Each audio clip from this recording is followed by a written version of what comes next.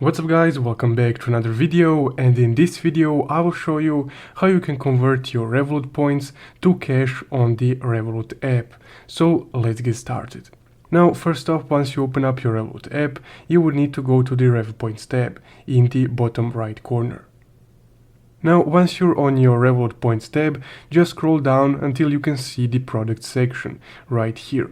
So in the product section, if you're in the eligible country, you would be able to see a gift cards option on this products menu. So in some countries, like for example UK, you can exchange your Revolut points or your Rev points for gift cards. And from there, depending on the gift card provider, you can exchange the balance from that gift card for cash.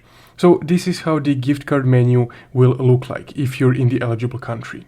So you can just select whichever one of these gift cards has the option to exchange its balance for cash, and that way you can exchange your Revolut Rev points for cash on Revolut. So at the moment, that's the best way on how you can exchange your Revolut Rev points for cash.